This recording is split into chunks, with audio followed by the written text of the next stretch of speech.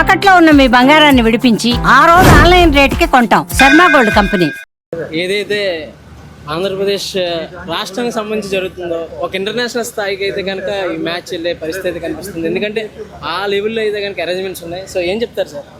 Andhra premier league అని చెప్పి Andhra premier league అని చెప్పేసి ఆంధ్రప్రదేశ్లో ఉన్నటువంటి క్రికెటర్స్ని ఎవరికైతే ఐపీఎల్లో అవకాశాలు దొరకలేదు, ఎందుకంటే ఐపీఎల్ అంటేనే చాలా, ఇండియన్ ప్రీమియర్ లీగ్ అంటేనే చాలా కాంపిటీషన్.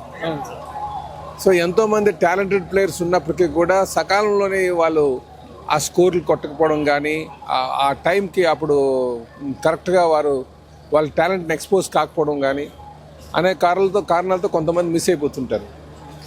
ఆంధ్ర ప్రీమియర్ లీగ్ పెట్టిన సందర్భం కూడా అలాంటి మిస్ అయిపోయి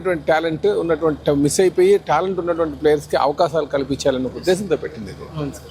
సో దీంట్లో చూడండి, ఇక మనకి ఐపీఎల్లో సెలెక్ట్ కానటువంటి వాళ్ళు అందరూ ఉంటారు. ఇప్పుడు వాళ్ళకి సెకండ్ ఒక అవకాశం ఇస్తే వాళ్ళ టాలెంట్ ఇప్పుడు చూపించుకోవడానికి అవకాశం ఉంటుంది, ఎక్స్పోజ్ అవ్వడానికి అవకాశం ఉంటుంది, రేపు ప్రీమియర్ లీగ్కి వెళ్ళేటువంటి అవకాశం ఉంటుంది అన్నమాట. సో ఇది మంచి వేదిక మనం భావించాల్సిన అవసరం ఉంది. ఆంధ్ర క్రికెట్ అసోసియేషన్లో గతంలో పొలిటికల్ ఇన్ఫ్లుయెన్సెస్ అనేవి చాలా వరకు జరిగినాయి సార్. కూటమి ప్రభుత్వం వచ్చాక ఏ విధంగా ఉంది? సో ఏ విధంగా ముందుకు తీసుకెళ్లే ఆలోచన ఉంది?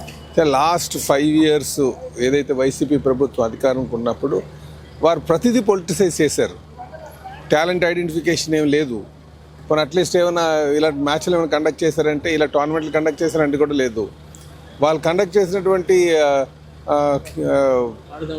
ఆడదాం ఆంధ్ర అని చెప్పేసి అందులో అంతా 20 కోట్ల దాకా కూడా 20-80 కోట్లు పాడు చేశారు అమౌంట్.